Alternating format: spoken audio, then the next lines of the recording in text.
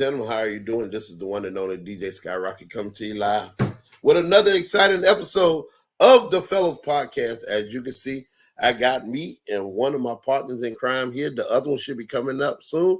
And our other member is still on hiatus, taking care of his family situations he got going on. But he'll pop in probably at the end just to say, hey. But right now, we'd like to welcome everybody to the podcast as we get ready to go in and talk about, you know what we're talking about. We're going to be talking about that NCAA, that NFL, that NBA, that WNBA, and they're in the finals. But before we get started, let me go ahead and introduce my partner. Say what's up. What's up? What's up? This is one and only the show. What's happening, everybody? Everything's good. Everything's culture. Kosher. I have to pronounce those words correctly. Just want to welcome everybody back in. Just, man, like I say, we talk about everything, man. We talk about anything, everything. Talk about, we'll talk about a poking bean party if that's what you want to talk about, you know. So we don't care. We don't mind. Good. It's a good world of sports. This basic straight barbershop talk. Stuff you talk about while you're in the barbershop or getting your hair cut, or if the ladies come on, beauty shop talk. We'll talk about dating. We'll talk about anything. We do not care. Because like I always say, I know a little bit about everything. Just a So little bit. yeah, I know a little bit about everything. You know. Well, before we get into the world of football and basketball, I have to report that today my team, the Body Snatchers, you see the jersey, we pulled out that win today in Spartanburg. I just got off the road. We won 32-8. 32-8. We beat up on the Triple X. We beat up on Triple X. Well, for everybody that don't know, tell them what the Body Snatchers is. Okay, the Body Snatchers is a UBA franchise that I am the owner of. We have been around. We've been around in the UBA for about 7 years. This is our eighth season. And it's just basically travel bowling. You bowl 909. Your best nine. Just say bowling. See, we ain't needed the long story. It's a bowling league because you said we won the game. Nobody did. For those that didn't know, the rest of us know what the Body Snatchers is. All we want you to do is tell us that it's a bowling league. Okay, well, it's a bowling league. Is that happy? You happy? That's bowling league. It's a bowling league. I am ecstatic. It ain't a horseshoe league. It ain't a cornhole. It ain't a horseshoe. It ain't a cornhole. We not putting down no sports. Hey, what I want to say, shouts out to the Horsemen. John Myers and the Horsemen won a trophy. I don't know if they won a championship, but they had an old big trophy now. I see John them had old big trophy. On their Facebook page. Yeah, on their Facebook page, the old Horsemen. You know what I'm saying? They had a big trophy, everything like that. So this one, thank them and welcome them. What's going on, Tony? Tony on different things. So that we're gonna while he getting set up, we're gonna out because it's gonna double. But so listen, let's go ahead and get into it. Florida State. We didn't play. Had a bye. Y'all had a bye. So and y'all almost lost the bye. Hey, no, we did not. No, we showed up. The other team showed up, and everything was fine. So though, hey, you can't bring up Florida, but who I can bring up is like on Friday, not Friday Players Club. Oh, I'm looking at the score right now, 47-9. Did y'all paint the bitch? Man, listen. Y'all got y'all ass whipped. yeah, we got beat like we stole some. We were still running off the high of beating them goddamn Steelers last week, and we went in practice this week lackluster. Me and Jerry got a podcast where we got a conference call at about 9:30 tonight. Well, you better not take that call. We're gonna talk about some stuff because we got to right the ship. It's early in the season, and we done lost 3 games. The thing about it is, Okay, y'all didn't bounce back. The Steelers bounced back. I watched the Steelers game. Steelers, and I don't care what nobody say. The Raiders' problem is not their defense. The Raiders have a very good defense. It's their offense. Well, You know, they got we'll talk about the Raiders. We'll talk about the Raiders as we see them live. no, we're not. We ain't talking about the Raiders as we see them live. We talking about how the Steelers in a close loss, the Steelers bounce back. You know, Testing the speakers on. and Tony and got disco, man. and they bounced back, and they to where Dallas did not bounce back. And even though Dallas got the win, the Steelers, that shows their resilience, that shows good coaching, because they lost a close game, which it was a hard fought game. I watched the game last week, and the Steelers bounced back on the road. So, like I say, people talk a lot of junk about Oakland. Oakland has a strong defense. Oakland just is their offense is so in turmoil they can't put up points. But their defense holds people to a certain extent. But you, as a defense, you can only hold somebody so long if your offense not putting up points. You know. Yeah. But your boys, they just ran into a buzzsaw today. Detroit was still mad about that call from last year. You know, that game from last year. Because that call was a little BS and everything like that. But we ain't gonna get into that. I can't say that. You ain't gonna never say that. You ain't gonna say that because it's winning your favor. You can't sit here and question a goddamn official call. We can't do that. I can't question because I'm not an employee of the NFL. I'm not nothing dealing with the NFL. The NFL cannot find me, so I can talk about it all day. You just don't want to talk about it because it went in your favor. That only had 175 yards passing today. And 3 interceptions. Okay. But let me ask you who carried the loss? Who carried the loss? Coach. Is it the coach? Quarterback? Coach. The team. Coach. I don't blame coaches. Organization. I don't blame coaches. I don't blame organization. Organization. It's the organization.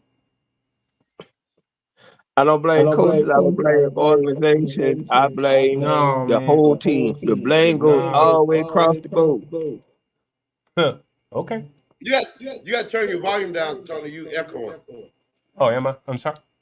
I'm having an issue with my stuff, y'all. I'm sorry. I see that. I got you. Shut up, man. I got you. But so all right. So we say it's the coach's fault. It's the team's fault. It's everybody's fault.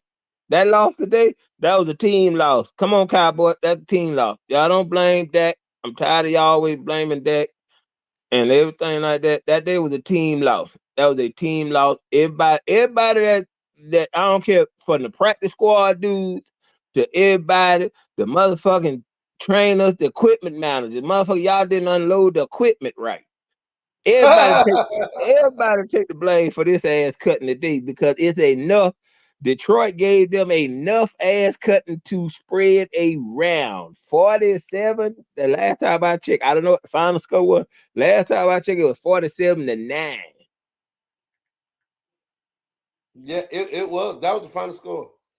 Yeah. And think about it like this here. This is why I'm saying it's a team loss. It is your fault because you are a defense that gave up 47 points, and it is your fault because you a professional offense that only scored 9 points. So this is everybody. So do you remember the movie Head of State? And after he lost the election, he lined everybody up and he just slapped everybody. Do you think Jerry Jones should line all the No, coaches no, and just slap because him. Jed is the first person he gonna slap. He want to slap somebody, needs to slap it damn self, because you could have got a running back. You go get Ezekiel Elliott, washed up, not good for shit, nothing ass, when you could have got damn King Henry for $6 million. Come on, Jerry. Come on, Jerry. We could have kept Pollard. No, Nope, you couldn't keep him. no, Why? No, you couldn't keep him. because you didn't want to wanted pay him. He wanted to stay, but you ain't want to give him no money. You didn't And want to then, give him the money. okay, and then there you go right there. You know, Didn't want to give him the money, so you couldn't keep him. Well, what's going on? What's going on, Stacey? So now I'm saying you can't blame Jerry I don't by see how you itself. can. No, you can't blame him by itself. This is everybody. Everybody Mike that put up. McCarthy is fired tomorrow. I ain't blame. Hey, Tony, I mean blame the goddamn Cowboy fans. I'm blaming Skyrocket. Cause yeah, you cheered for them some bitches. yeah, that's my team. Ride it down now. Hey, but so who y'all next coach gonna be? Well, we don't know because I mean, he's fired tomorrow. That's a lot. If you got to think, we had a chance at Sean Payton years ago, and they decided to keep McCarthy one more year instead of give him his parking papers then. So again, it's not the coaching; it's the organization as a whole. That's just like a quarterback who loses confidence. Coach losing confidence because he don't have nobody there has his back. I think Mike McCarthy is a great coach. Just he ain't made for Dallas. That's the thing. I just think he ain't made for Dallas. So is he meant for Carolina? No, we fine. We're fine. Y'all what? We fine. We good. Y'all what? We are rebuilding.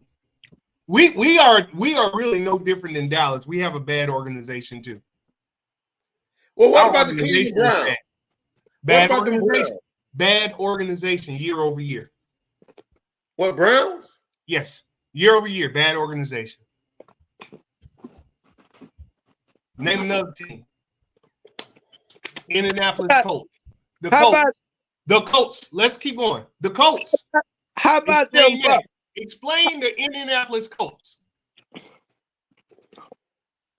Then that Colts got a bad owner, but that Colts got Ursay is a fucked up ass owner. He just don't get in the way. Bad organization. He just don't get in the way. He don't get in the way. Bad organization though. No, the Colts is not a bad organization. No. Yes, they are. No, they're not. Yes, sir. Yes, sir. No, sir. Yes, sir. No, sir. So let's do this. Instead of going through all 32 teams, it's not 32 teams that are bad. I mean, I could really stop at the Raiders. They've always been a bad organization. Raiders is not a bad organization. Oh, yeah, they are. No, it's just luck of the draw. You get the Raiders. What the Raiders did, the Raiders like shiny things. It is. They like shiny things. They like shiny things, and they like name recognition. It's kind of sort of like the Cowboys. They like Cowboys, like name recognition and shiny things. Sometimes everything that shine, they buy a lot of fools gold. Both of them, they buy a lot of food gold. Devontae Adams, and then they turn around and sell it to you. And the thing about it, Devontae Adams, he's a good wide receiver. Don't get me wrong. He's a good wide receiver. Yeah, he's an excellent wide receiver, but he needs a good quarterback. Yeah, he doesn't have one. He don't have one. And he want to go places. The places he done named, he'd like to get traded to. The Jets, now they right here. You want to say bad organization?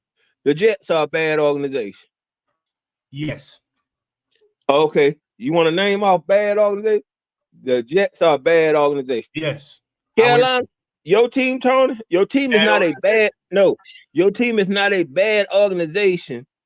They did a good thing. They just picked a player that they wasn't built to take. I don't believe.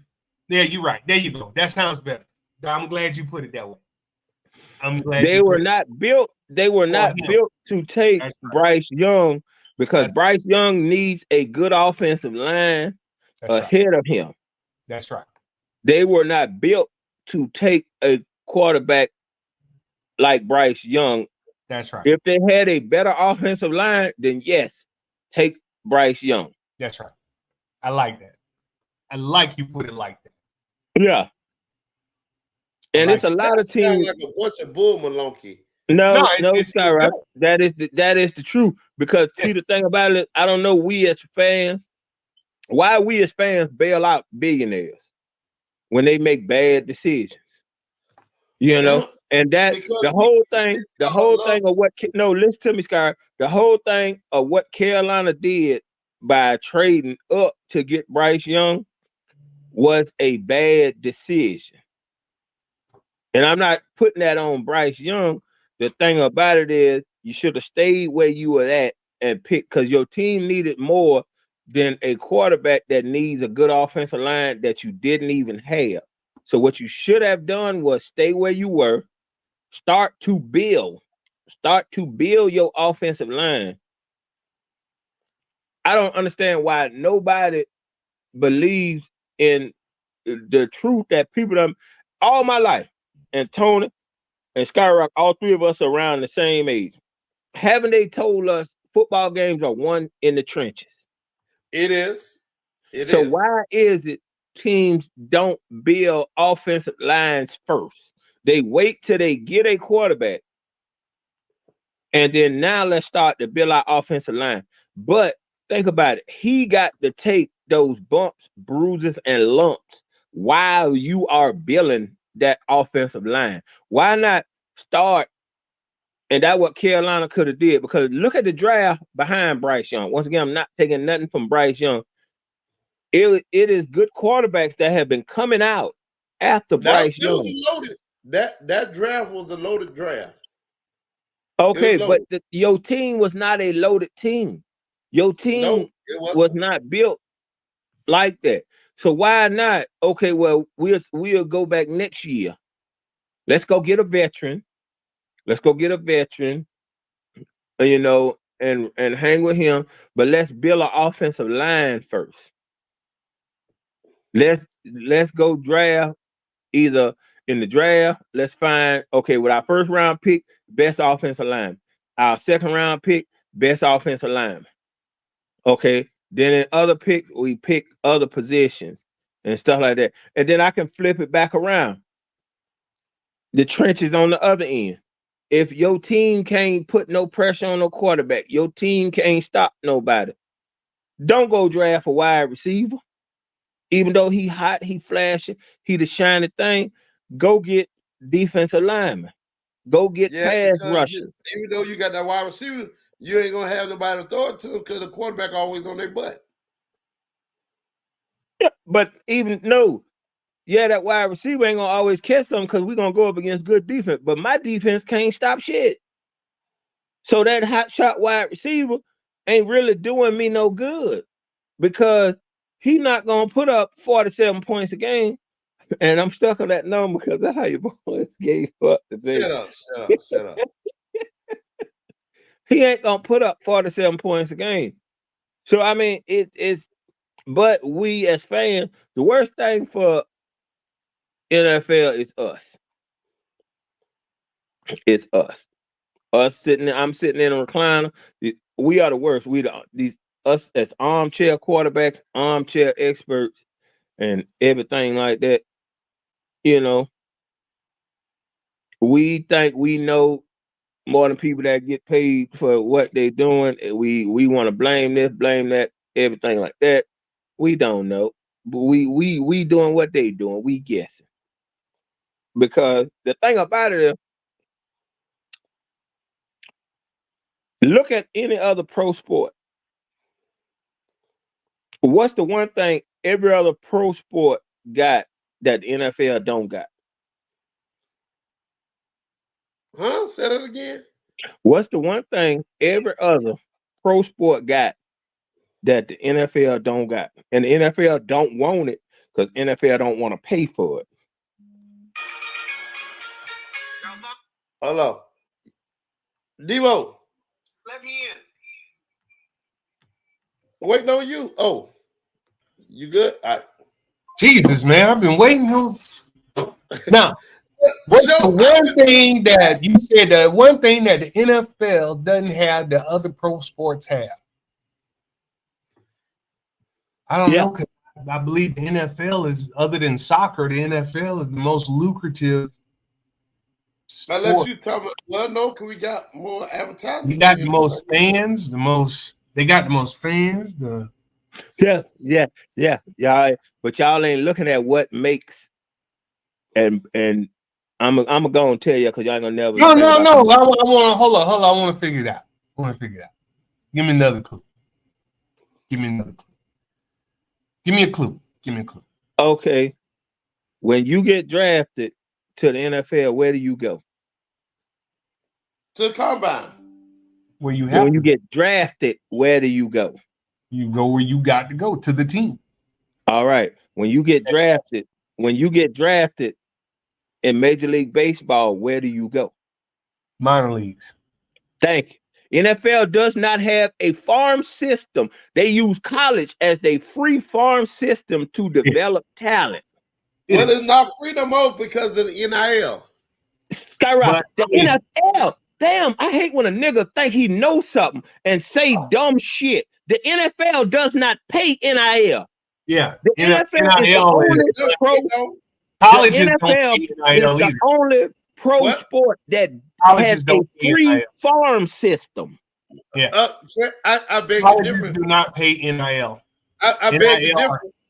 I beg to differ. Go look it up. NILs are not done by the college. Listen, Carolina just went in. When Carolina. But see, we're not talking. See, that's how we get off tech. We're not talking about college. Let's get away from college. And we're not arguing about NIL. We are talking about the NFL has a free farm system that they don't invest no money in. None. But they benefit from it. But then they take said talent. All other pro sports have a farm system to where you don't come to the big team as soon as you draft it. We're going to put you down here and evaluate you and to see if you good enough to come to us. Okay.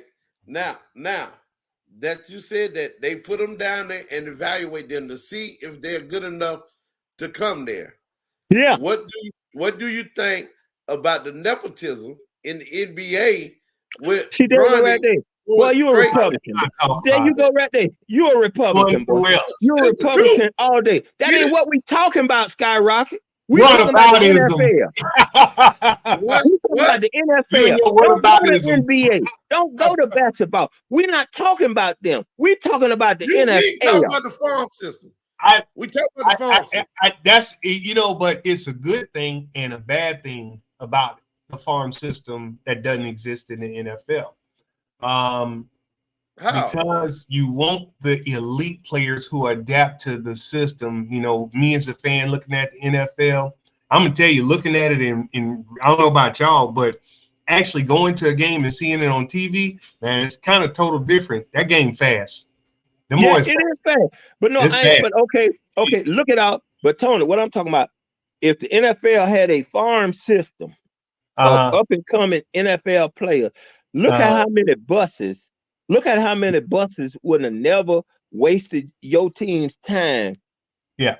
Because they would have realized in the farm system of going up against other, I'm trying to be NFL talent, they would have saw, hold up, this cat ain't what college made him out to be. Yeah. Well, your cousin said they don't play as many games too. Well, That's what she said. it's a more It's a brutal brutal sport. It's a brutal sport. It's But the thing gladiator, about it is, you know. okay. The thing about it is, Skyrocket, you got guys that go, now they got these here leagues. You got guys that go to these other leagues or Canada. You got guys that done came from Canada and have a 3, 4, 5 year, 6 year, 7 year NFL career. Warren Moon went to Canada first. He went to Canada because of racism and everything like that. But still, look at after that. Look at how many years he played in the NFL. Well, You know, all his so- years weren't great in the NFL either. Y'all got to watch. You should watch the No, documentary. but I ain't talking about whether he was great. No, But look at Yeah, I know. the thing about it is one argument they like to use. One argument they like to use is, oh, we had a farm system that'll cut their career short, that'll do this, that'll do that. Okay, I would Warren say Moon yes. still played a long time in the NFL. You know, whether it was great or not, he still played a while in the NFL. And like I say, the only reason that people holler that shit and the NFL holler that shit is because they know they have a free farm system Yes. that they don't have to put a penny into. Zero investment. Yeah, zero investment in it, and they got them coming. Yes. Yeah. But then when they get there, and you got these coaches that call themselves so-called experts, and this dude don't fit your system because you tried to force him into your system instead of being a true coach and figure out what he does well. Let me figure out what you do well, especially in the quarterback position. But Let you me can't, figure out not even in practice, can you simulate an the actual speed- game. the actual game Yeah. of another guy across from you ready to knock your brains out.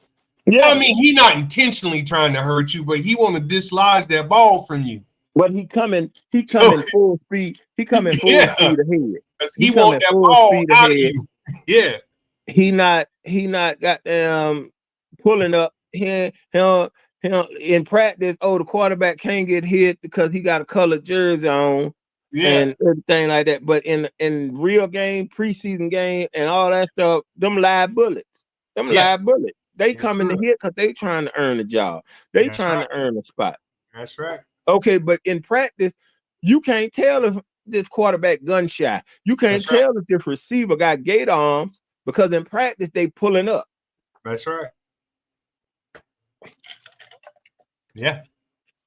But again, it goes back to say, do I blame coaches? I at some point you do have to contribute it to the coach. The coach is responsible for a certain percentage. I'm not going to tell the actual percentage because I don't know. But I look at like the Alabama situation with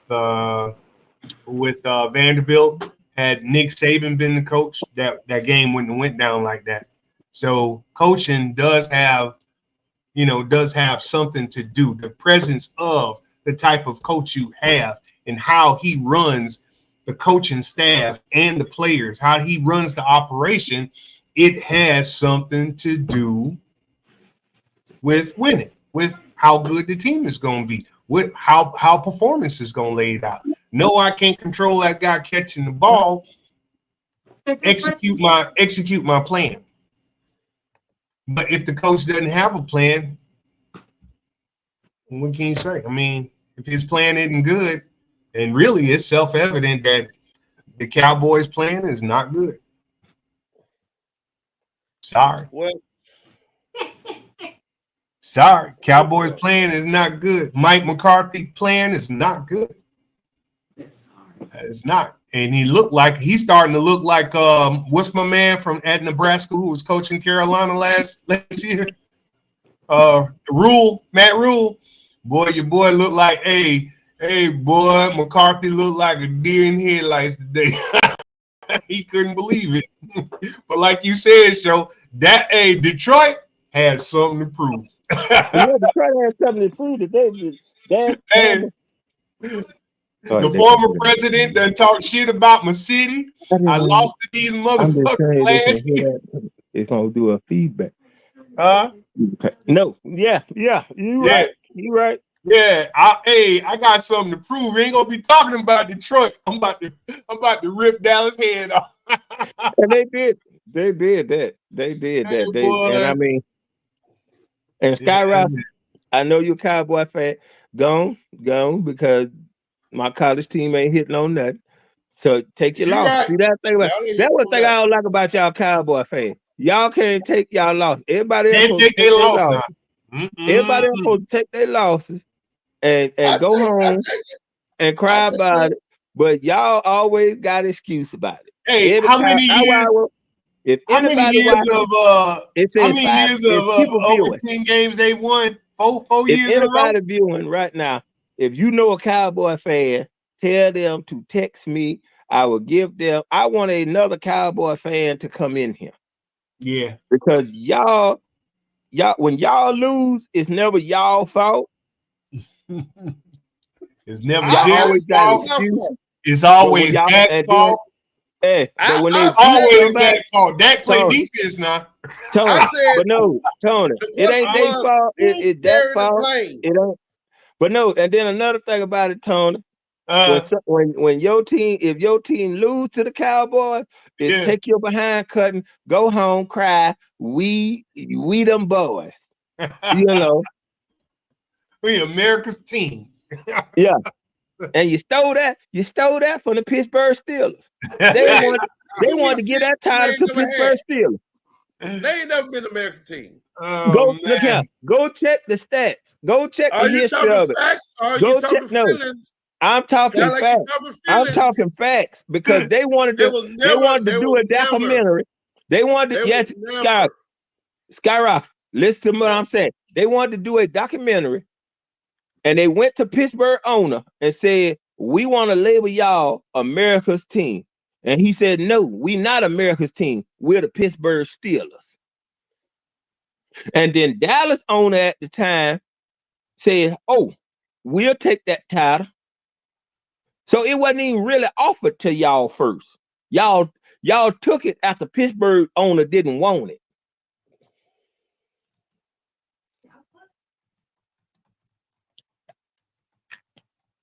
Because he know the truth. That's why he ain't got nothing to say. You got I nothing know to I'm say. looking it up.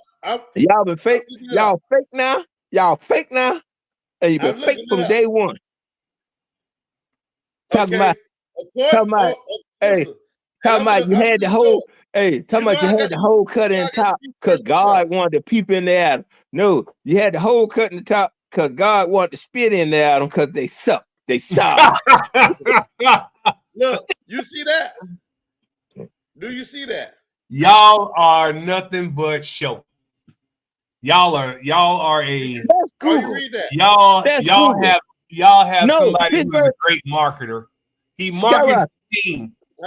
Skyrocket. That is good. What's on Google? Yes, that is true. But we are talking about that, and NFL historians will tell you and go back and look in the file. That title was offered to Pittsburgh first. Pittsburgh Okay. said, no, we're not America's team. We're the Pittsburgh Steelers. Okay. Offered. So you going on wordplay now?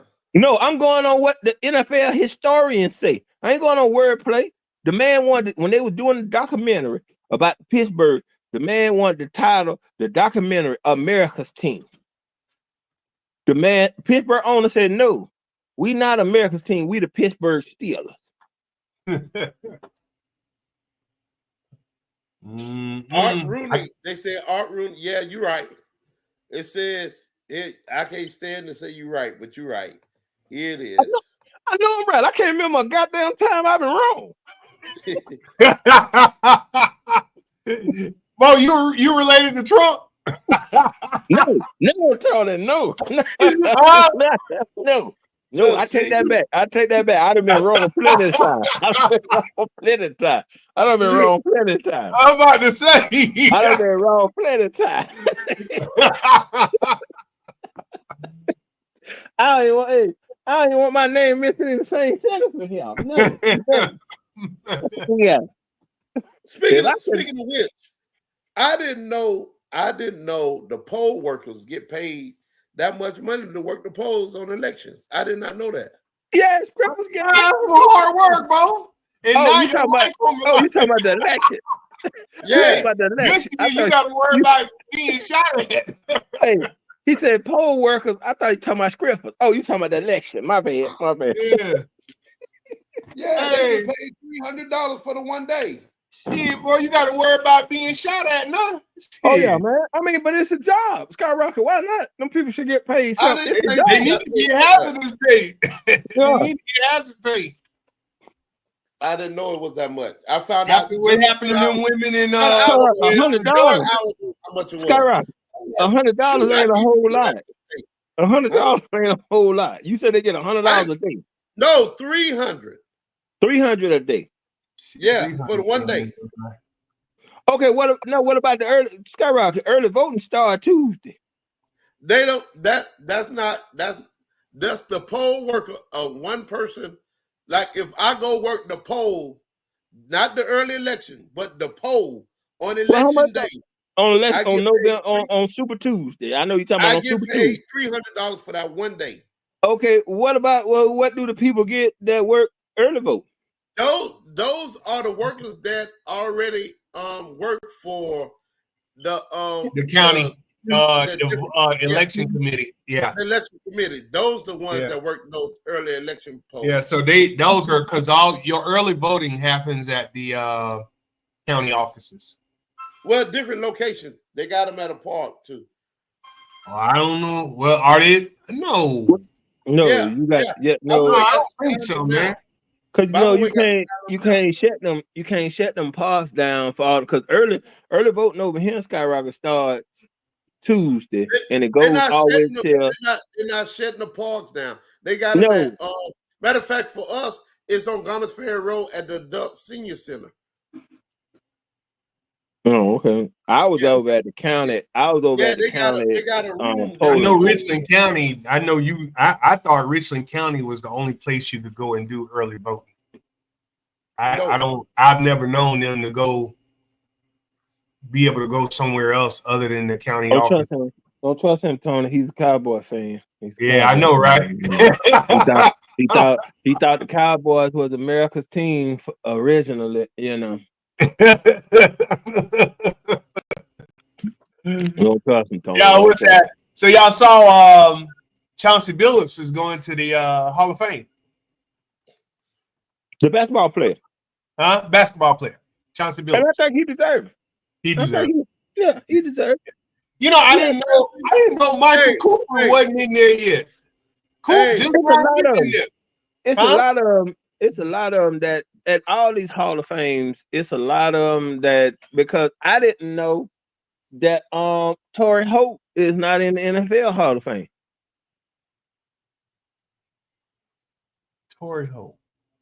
Wide receiver Yeah. went to NC State, played for the Rams. But listen, we can- What's his we can accomplishment? name a lot Other of But no, than, look at other than pull up one his Super numbers. Bowl, Pull up, what's hey, else? Tony. What No, else?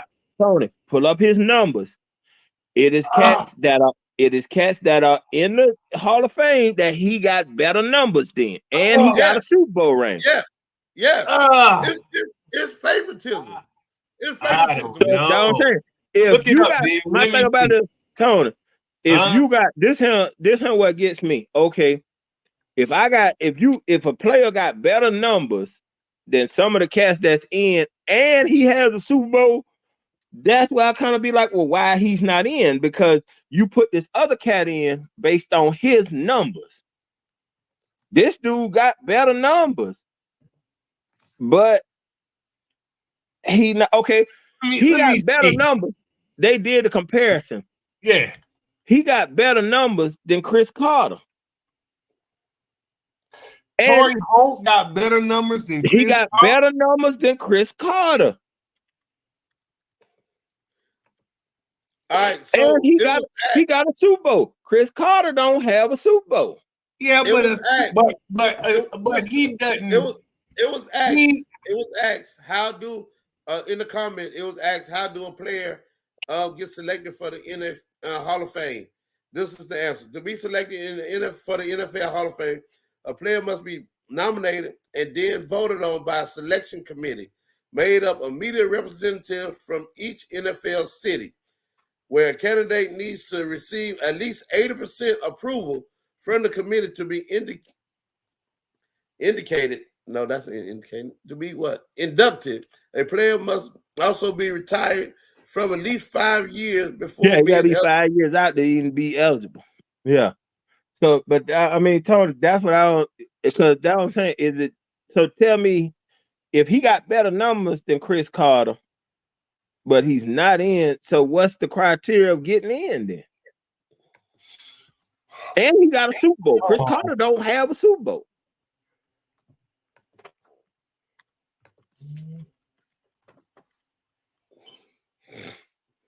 I mean, and the thing about it, and it makes me go back to the same thing. We want to pick and choose what a championship is worth. Yep. You know, because no, he don't. Now look, Chris Carter. Okay, you are correct about the yardage. You are correct about the yardage. Okay. Actually, no, not even the yardage. Not even the touchdown. Chris Carter got superior stats over him. How much more yardage Chris Carter got? Now, the yardage is very slim. The yardage is around 450. All right. But so Chris Carter has Chris Carter has 1,101 career catches with 130 touchdowns. Holt has 920, 13,000 yards, 13,382 yards, 74 touchdowns. But he does have a higher yards per catch than Chris Carter does. Okay, how many All Pros? Okay, now that we would have to dig into.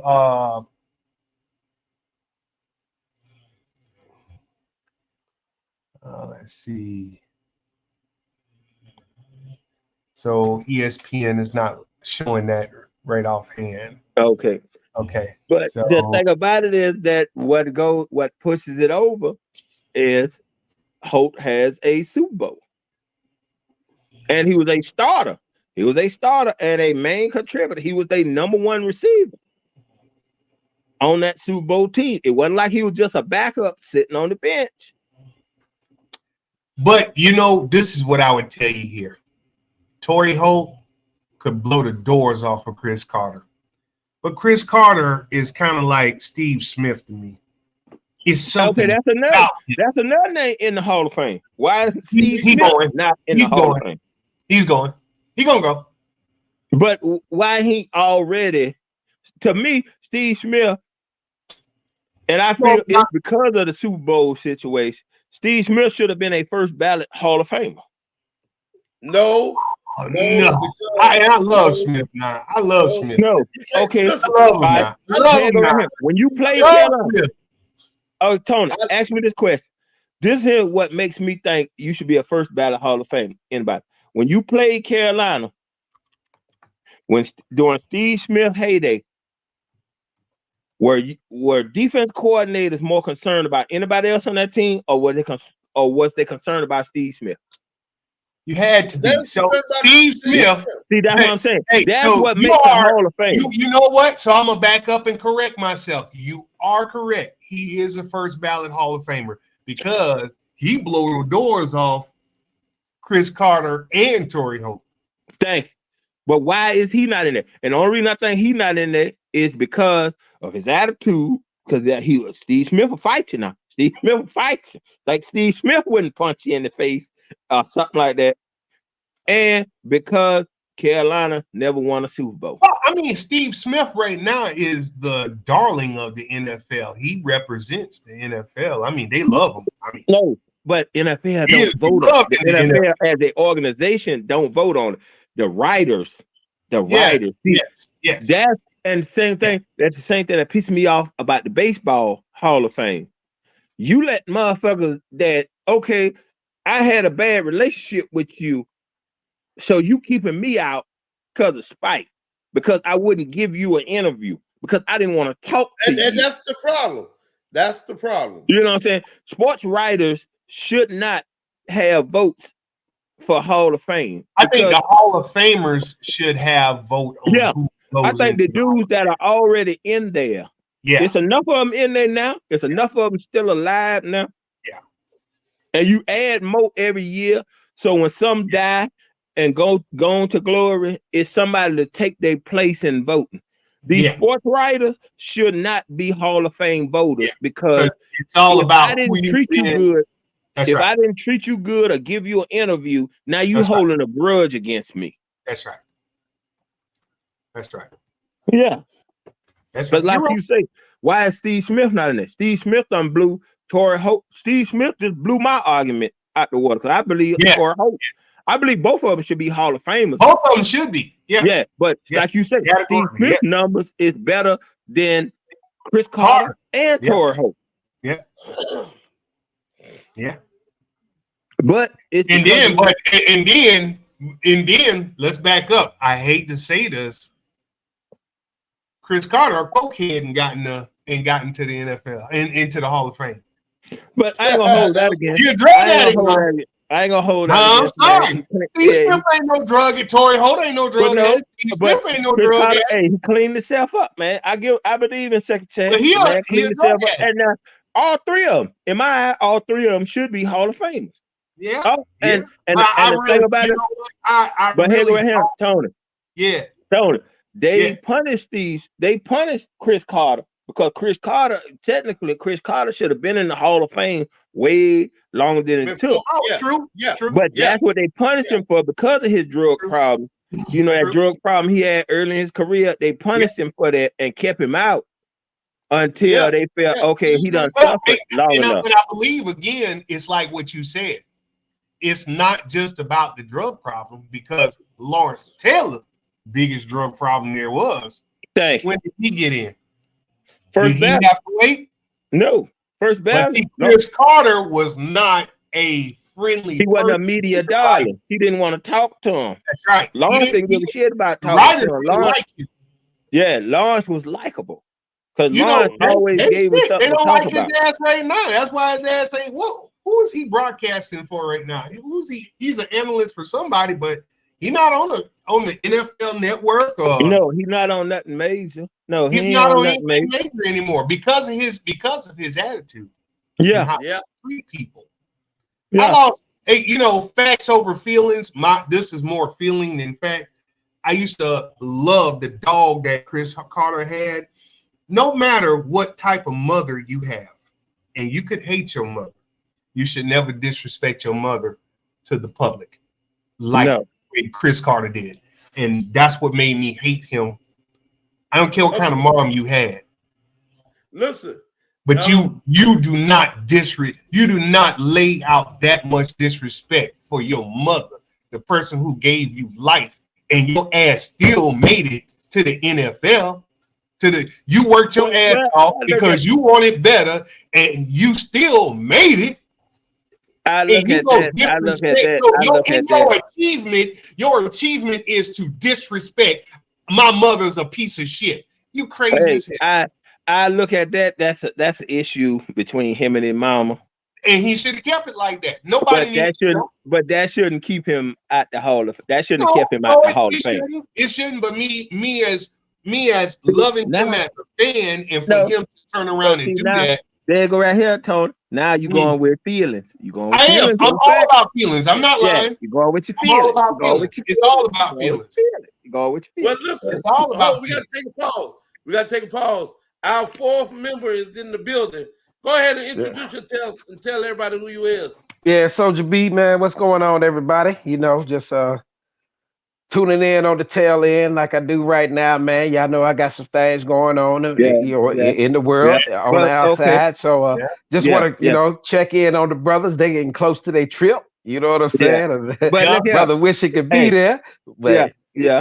But you know, what we gonna do now? We gonna bring you in. I don't know if you watch it, and we gonna bring you in. Tell me and Tony's facts over feelings. argument. The facts. Okay. Well, you All know what? right. Feelings. I'll tell you this, right? Oh, go ahead. I'm listening. I say Torrey Holt is a Hall of Famer. Steve Smith is a Hall of Famer. You know, I'm upset. I'm upset because I learned the other day, just fact checking and looking at stuff that's coming up. And I realized, and I didn't know. I really didn't know because of the career he had and the career Steve Smith had. I really didn't know that now one of them weren't Hall of Famers.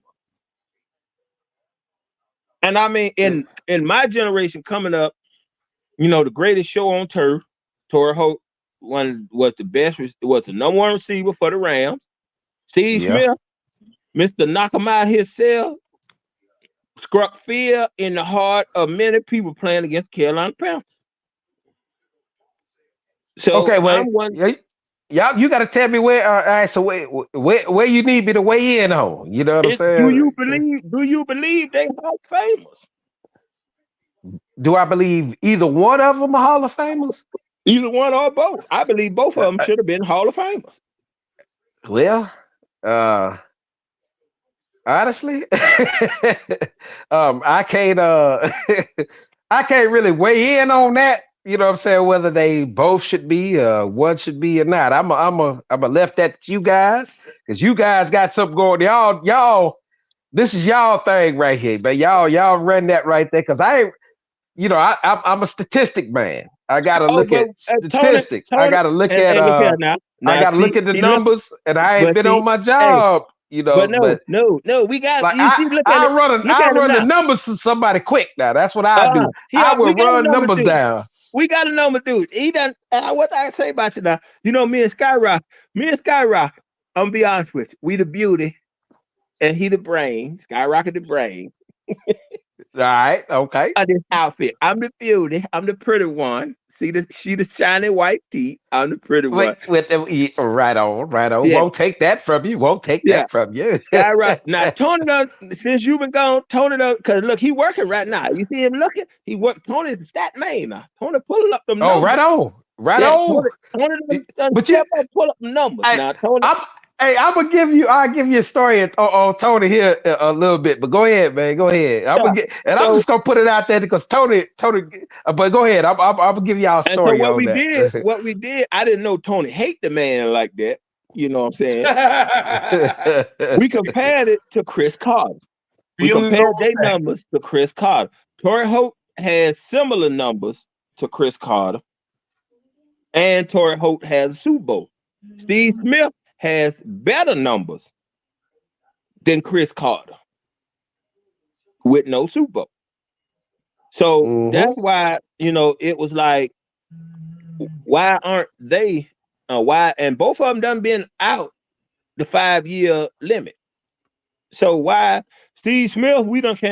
I feel Steve Smith should have been a first ballot Hall of Fame because anytime you strike fear, and Steve Smith was the main one that did it in his Carolina days, he struck fear because they knew, we going down here to play Steve Smith. Defense coordinators were scared. And I'm biased. I'm biased with that though, because you know what I'm saying? Because you know what I'm saying, you had two franchise teams come out, you know what I'm saying, during that time. You had Carolina Panthers come out there, you know what I'm saying? You had two franchise teams, essentially come out there and actually make it to the Super Bowl. So just for Steve Smith even being on that squad, you know what I'm saying, at the time was kind of like, well, damn, you know what I mean? He was always a great receiver. Well, let me ask you this. Do you think he was one of the key reasons they made that far? I'm going to say it this way right here. Yes. I would say this right here. Steve Smith was definitely essential to that lineup. Okay, so I'm gonna say this because even after Steve Smith, when he wasn't there, he was still like, if you're looking for receivers, you know what I'm saying, he was still that guy. He was underrated. He was short. You know what I'm saying? And that's what a lot of times we look at, so you got these short receivers in there. It's like, well, I mean, what their hands look like. Steve Smith had fucking hands. It was all to it. And he was essential. He was essential to that offense. you know what I'm saying, for the Panthers, at that time. So I can't. One of our members just said, what happened to that team after they made it? Money happened. That's why they broke up. I'm gonna tell you what happened. Not to get, what I'm saying, on the controversy side on it right there. The jail, they broke the jail down. You know what I'm saying? Like, when you caulk the seams, and the caulking you use is, they got some other shit that they can just inject into that shit and diffuse the seams, because all the teams talk about gelling. They talk about gel. They talk about how they're together. Because, I can look at it, from any standpoint, from any of these coaches, because really it's the players out there that's gotta put that glue in there. You know what I'm saying? And it really is. You got to caulk the seams when the shit is leaking. You got to caulk the seams. If we can't fix it, we know we got a hole, and we'll fix that shit. But we can caulk it right now. You know what I'm saying? We can stop the drip for now, and that's what a lot of these teams know that they can do, because they can get players from any fucking where right now. You've got so many great players right now that they can call up from anywhere. That's like, well, shit, how do we get this shit to jail and caulk the seam? So, I look at it that way.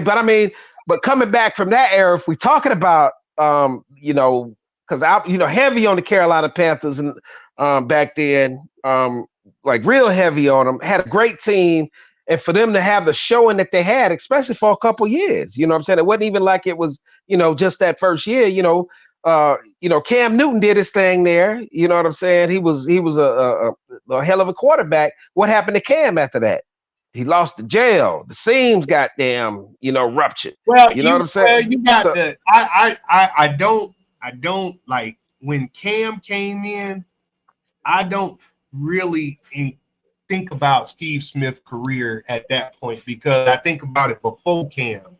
He was right. He was a dominant personality, dominant player. But you got to look at it because we had Peppers there. We had Peppers there. We had and you know what I'm saying, Peppers went on to do a lot of things. Yeah. They had the cohesion at the time. I'm just saying a lot of the seams got broken. The cracks got broken.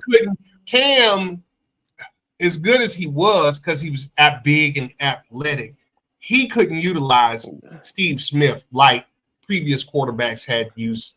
Pocket passers had used, because Cam had scramble in him. And Steve, if Steve was, you get the ball in my area, I'm gonna catch that mug. You know what I'm saying? Right. So, Collins, Kerry Collins. He was like a CeeDee Lamb for me. Rodney Peete. He was like a CeeDee Lamb for me. You know what I'm saying? Like a CeeDee Lamb, because CeeDee Lamb was like one of those. Was one of those guys like that. Like, you've got those receivers that can get the hand. If you put it in the area, hell, let's go back to Randy Moss. You know what I'm saying? Let's look at You Got Moused. Why is there a segment called You Got Moused on ESPN? Yeah, you know what I'm saying? Because he was posterizing people in the NFL before the NBA started posterizing people. So we got to look at the politics of what's going on really inside the league. And I'm going to tell y'all this right here, man. I have not really, what's going on with my stuff. I have not really been looking into a lot of, what's happening. I look at a couple stats every now and then. I look at, some scores every now and then. And, I try to make sense of it. But I haven't been watching any games to really see a lot of these guys perform. But if it's one thing that I've learned from being away from it, as much as I love it, and it's one thing that I learned from being away from it, is that the numbers don't lie when it come down to, when it come down to it, because the stats, the numbers don't lie. Is actually, that tells you exactly what, what's going on with the player. I don't care if you got draft picks, all this other stuff, and all these fantasy leagues and all this other stuff. Crunch the numbers for yourself sometimes. Look at regardless, because they gonna feed you. They gonna feed you all the shit that you want to know, as far as how many rushing yards or how many catches or how many, and then they put up a great poster. But it's one thing that we got the history of this shit, because we've been in it for so long. We watched it for so long. Even when we were kids and didn't even recognize it, we watched this game. And it was like, all right, we're cool. You know what I'm saying? I saw when I was in Carolina, a couple months ago, whatever, my nephew JJ playing football. You know what I'm saying? And I found myself on the field trying to coach with the coaches. You know what I'm saying?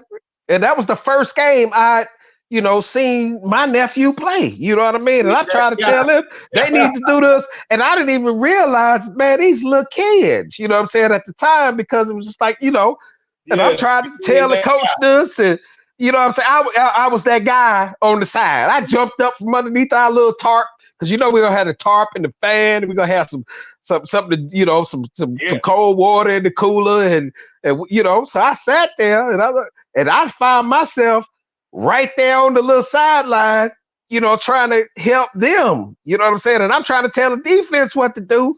These little kids, you know what I'm saying? But just because of my passion for it, So, we've been around it for a while, so we can see no matter what. I don't care how many stats come out, super stats come out. Well, this has never been done, and this has never been done. We know talent.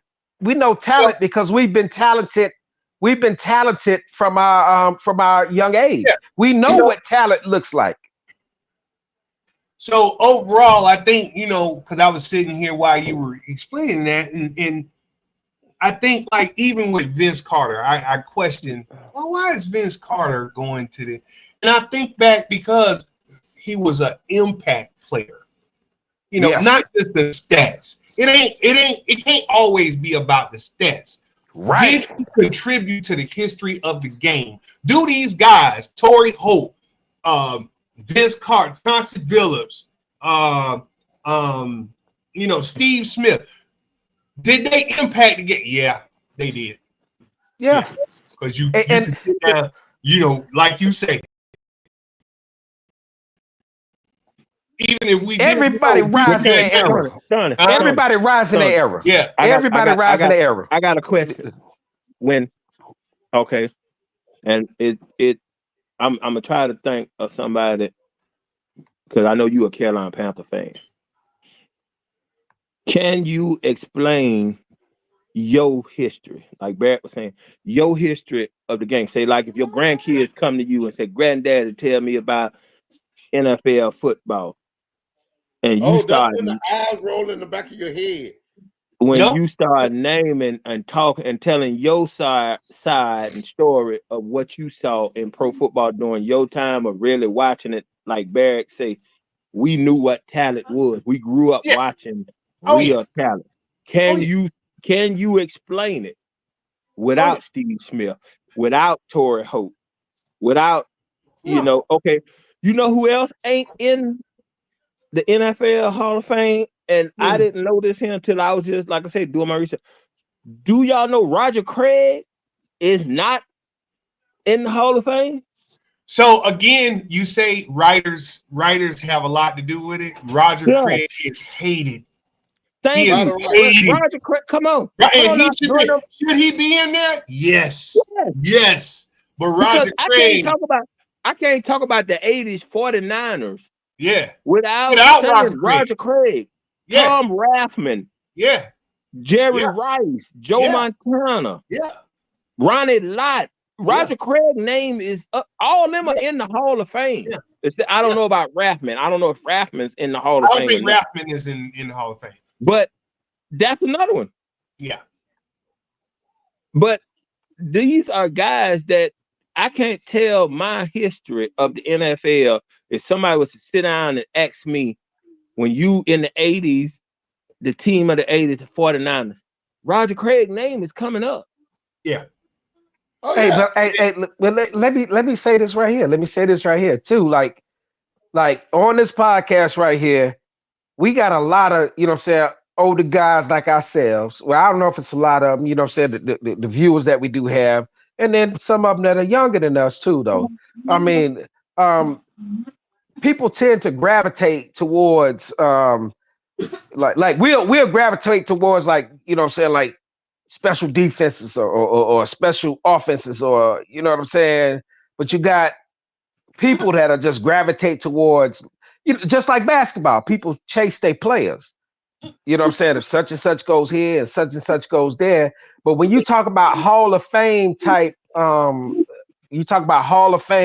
stuff, really, legendary Hall of Fame stuff really comes from them, old school, them old school team, like the old school teams and how they happened, the history of the old school teams kind of determine a lot, some of your Hall of Fame players. I would tell you this right here. God bless the dead. I miss Steve Sabo. I really do. Steve Sabo. He used to do the NFL films. And that boy. If you ever go and watch, I remember that boy. Yeah. How do we know that? How do we know so much about the NFL history? Us. How do we know so much? Because NFL film. he told the story, and he made. And when you watch it, he puts you in it that nobody else could get. And now, when he passed away, they don't do that no more. No. So and now Tony, we don't. Tony, Now these voice, younger people aren't seeing what we saw. They're not being bought into it like that. No, because they just look on their phone. Tony, when I heard Steve Sabo's voice, you know what's gonna be good. Even if I wasn't even looking at the TV, I would turn around because I knew the voice. Yeah, I knew the voice. Yeah. I knew it was about to be a good story about to be told. Yeah. But now you don't have but guys, y'all got to look at it too. Let's look at it this way. Let's go ahead. Let's go a little bit further back, man. Let's look at how even before NFL was that strong like that. Let's look at baseball and how just the voices that we heard on the few channels that they had, our peoples had, and they listened to the baseball or what I'm saying, or like they wasn't at the games, but they were diehard fans. They didn't have all the gear. You know what I'm saying? Nobody was buying all the gear and all that other stuff. They were still sitting there in their church clothes and you know what I'm saying, with their penny loafers, listening to the game because that's what they had back then. But they were diehard fans just off of the commentation that was happening. So a lot of your commentators back then too could tell a story. So they were more, I would say that they were more in tune to to be able to do that. Commentators personally, I think to be able to do that, to call a game play by play, especially back then. I'm using baseball just because it was America's sport back then. And there was no real football, like that. And you could listen to those commentators talk about, what's happening, who's on first, the whole, what I'm saying, it's a double, what I'm saying? So we, that was the story that we were given, and they were fans just like us without even having the jerseys and seeing the stats. You know what I mean?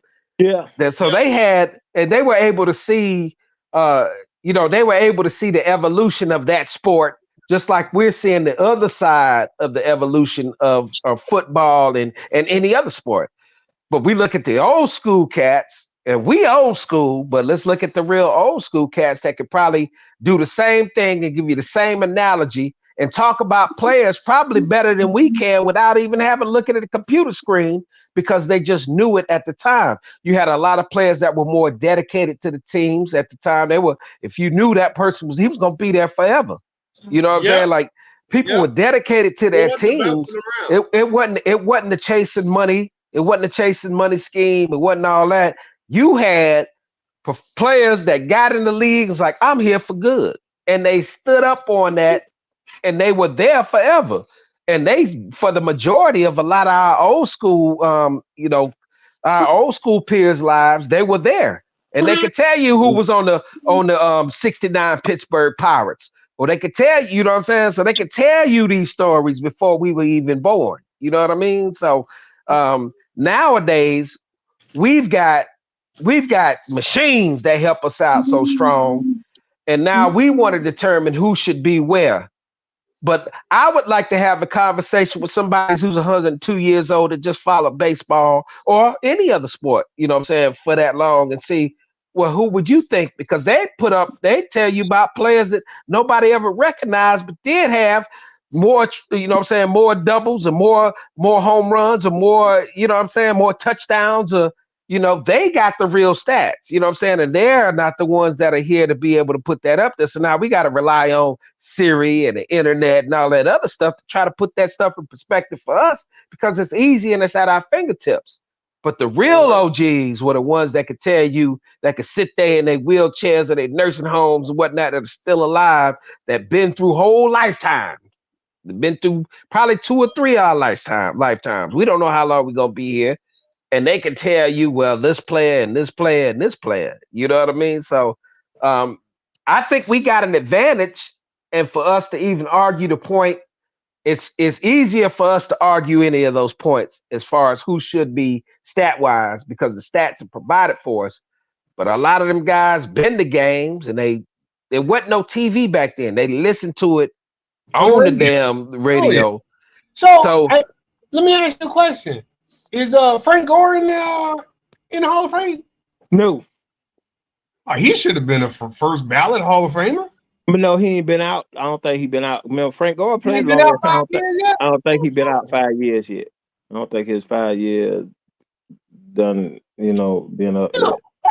Yeah, I hate to tell you this, bro. I hate to say this, and I love the sports. I love the competition and what it brings to us and everything. But man, baseball broke me years ago. It just broke me. I wouldn't say that, Tony. Though I wouldn't say that. The only reason I would say it was broken because baseball. No, I say it broke me. I ain't saying it broke you. Oh, yeah. It broke me. Once you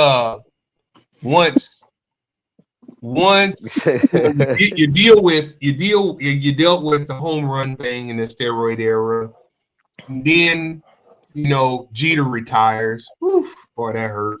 And then Ripken is gone. That hurt too. And now Big Pop from Boston, he retires. It's like you don't have. I don't know. But their stats are new stats. Those are still newer. You know what I'm saying? Those are still newer players. When you look at, you know what I'm saying? We look at, we go back, like I said, the old school cats. And now for us to say old school cats, we really mean old school cats. You know what I mean? So like I said, we're provided with stats that are given to us at a certain point. So now we've got at one point something was put in a database to where we can gather stats and we can pull them up quickly. But back then, off the top of the head, it's just like, how many people know how many old school people are still around that can still tell you your lineage from 3 or 4 grandmothers or grandfathers, you know what I'm saying, away. You see what I'm saying? That's the true knowledge. That true knowledge comes from, and so if you could talk to somebody, if you could talk to your great-great-grandmama or your great-great-grandfather, I guarantee the game would be different. There'd be a lot of different players. Stats would be different. We only on the earth for so long, brother. Yeah, you know what I'm saying? So, but I'm just saying we're in the age to where we can pull this technology together and we can look at it, we can analyze, and then we choose players and we think that they should be here. We think that they should be there. But I would love to have this conversation with somebody, you know what I'm saying, that was like, well, hold on. Y'all don't know this guy, but his name was, you know what I'm saying? And he had this many stolen bases, or he had this many touchdowns, or he had this many yards in the game, or he had this many tackles. Yeah. He had this many tackles, so it's just like, how famous is Robert Horry? He's really not that famous, but to us, what is he? Big Shot Bob. What? Big Shot Bob. Big Shot Bob. Yeah, bro. Hey, dude was a killer. Oh, Robert Horry. But Tony, I take that back. No, take that back. Yeah. In America, Robert Horry is famous. No, I'm talking about the fame like Kobe, LeBron. No, because the thing about it is, those, because this here goes back to why I hate Jordan. Now you're getting into why. Oh Lord. Because the thing about it is, they say Jordan is the greatest because of 6 championships. When you answer anybody, they say 6 championships. That's not why he's the greatest. Tell me why he's the greatest then. Tell me why he's the greatest. He is a generational change. He brought a generational change to the NBA. In what? You cannot deny Marketing and everything. Marketing, style of play. Style of play. Just 'cause Hold on. okay. Hold.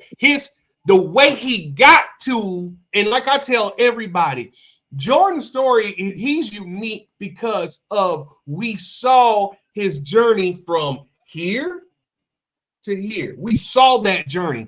We did. Without whether you like him or not. I wasn't no damn Chicago fan. But look at that's what tell he had me what to go makes through him, because I get saw what did he have to where go he through? achieved. What did he have to go through? Well, Okay, my question would do be you this: know how then.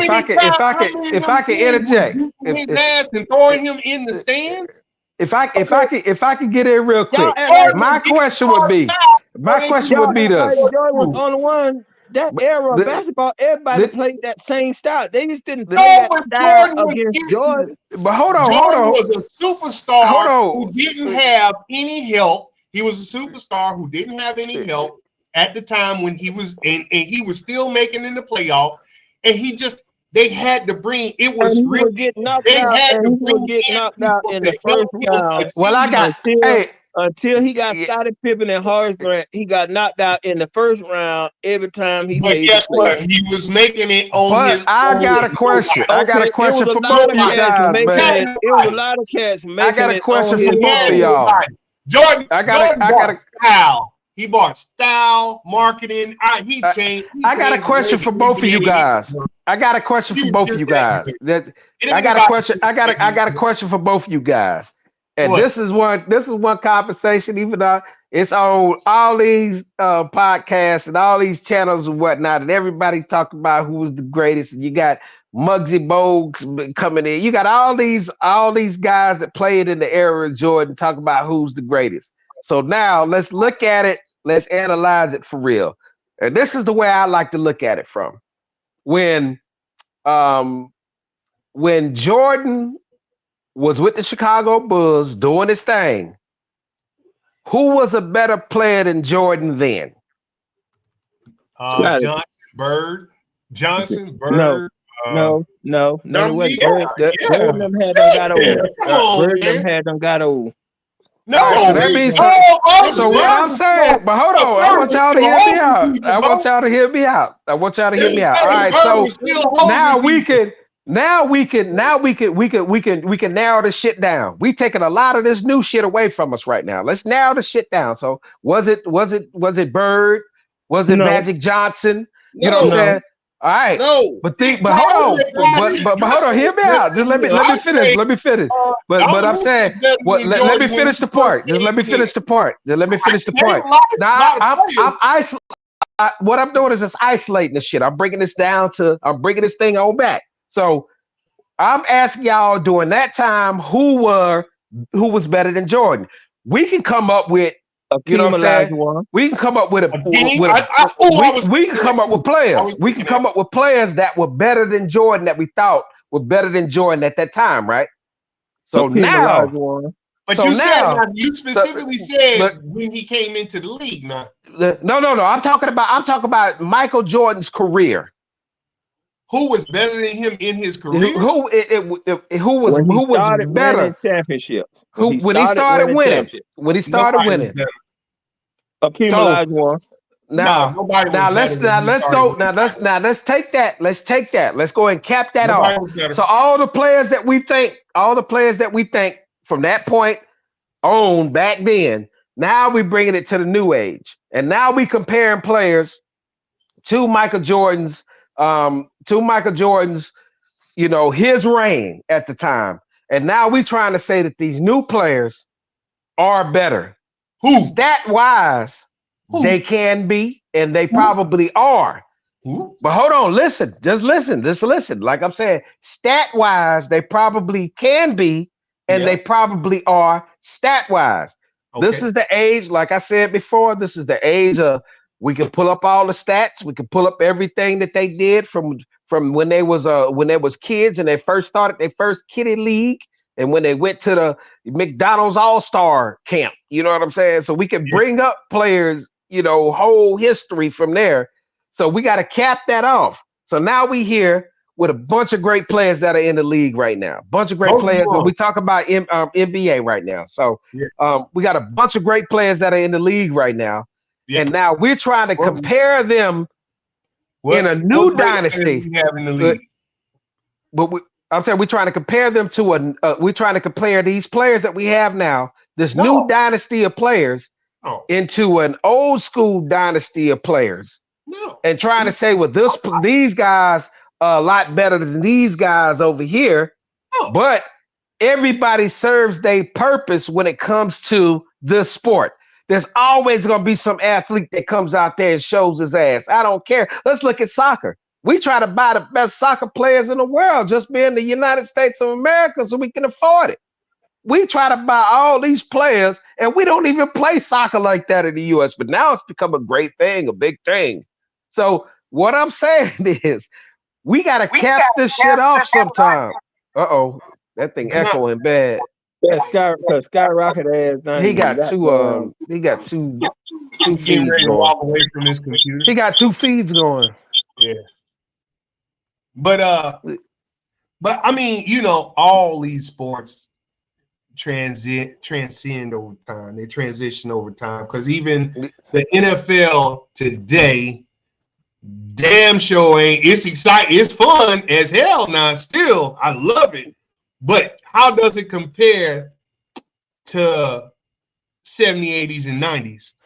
That's the thing about it. That's the thing about it, because we're caught up. Rules are different now. we gotta. That's the thing about it. We can't compare it to that era, because it was a different era. It was different types of players. It was you know what I'm saying? It was different. Like we didn't have the medicine that we have to heal players after you get that ACL torn. We didn't have, you know what I'm saying, people coming back in 2 and 3 weeks after some serious surgeries. It's like, hold on, what the hell is going on? What miraculous shit is going on with these players?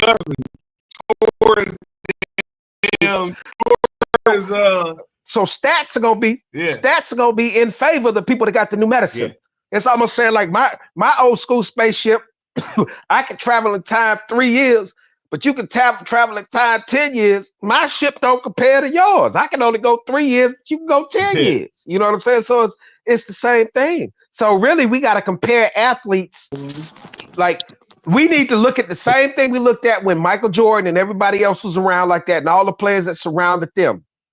We need to look at those teams, look at those players, and see, okay, well, who came out on top, and who was the guy that had the, you know, had the struggle and had that.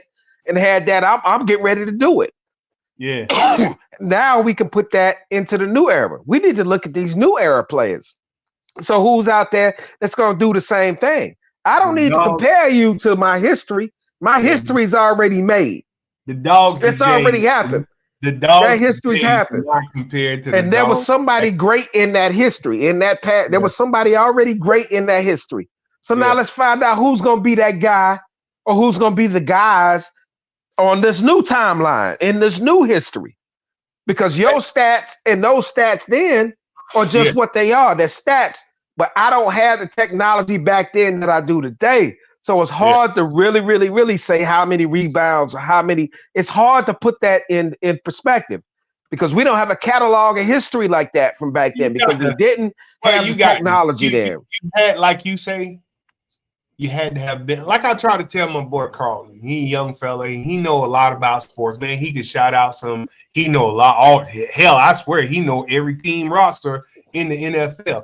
But like I try to tell him, and he loves the NBA. You know, he loves today's NBA. And we have this argument all the time. And I really can't tell. You know, I try to tell him it ain't all about the stats. You had to have been there to see it. And he said, well, I watch a lot of the history of it on TV and stuff. No, brother, not enough. You had to, it's not enough. You had to be there. You had to have lived that time to know the true impact, you know, the excitement it brought at the time when we were watching it.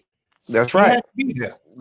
I'm going to tell you the greatest basketball player that I know right now in this age, the greatest basketball player that I know right now is LeBron James.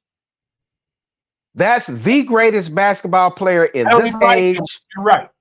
The greatest basketball player that I know right now in this age is LeBron James. You're That's right. just it. I can't stand That's his just ass. it. I can't. I can't stand it, but you're right. I'm not getting ready to. I'm not getting ready to. Greatest quarterback of our time, Tom Brady. Tom Brady. Can't stand his ass, but He's the GOAT. You know what I mean? Like, and this is the timeline that we in. This is where we are because they've earned that. They earned that right in the age of digital technology and stats and you know what I'm saying, the angle that you throw your football and you know what I mean, your completion rate at this degree. Okay. You gotta have. What's so disappointing about the NFL right now to me? You remember when the Giants, Washington, Dallas, San Francisco, Buffalo. You remember when they were dominating football? You gotta have winners, something to root against. You got to have that evil villain. You know what I'm saying? Just like the way Show feel about Jordan, the way I feel about LeBron. I can't stand him, but he wins. But I'm saying I like y'all going at it like that. You know what I'm saying? I like y'all going at it like that. You know, the thing about it is, I don't hate Jordan. No, I'm talking about as the player. Yeah. But no, I just want somebody to actually, because every argument for Jordan that they say about Jordan, every argument that they say about Jordan, why he is the greatest, they bring up numbers and stats. No, it's not. Yes, they do. Yes, they do. They do. I agree with you, Show. They do. They bring up numbers. These people now, the people now bring up numbers and stats. What did we just say? You had to have. You had to be there. Tony, just listen for a few minutes. Just listen. When it comes to Jordan, they always bring up numbers and stats. I always listen to Jordan fans. They bring up numbers and stats. They say they bring up all defensive. They bring up MVPs. Okay, but every category that they bring up, somebody either has like numbers or better numbers. So tell me, and this is what I want to know, tell me, besides your personal opinion, and take marketing out. He came along at a time to where companies were blowing up, and I understand nobody can decide when they are born. I am talking about just straight action. I'm not talking about the marketing, because the thing about it is, it goes back to what I tell everybody. If somebody tell you something enough, you gonna believe it. Because we were told every day, Michael Jordan is the greatest. As kids coming up, young people coming up, we were told that every day, Tony.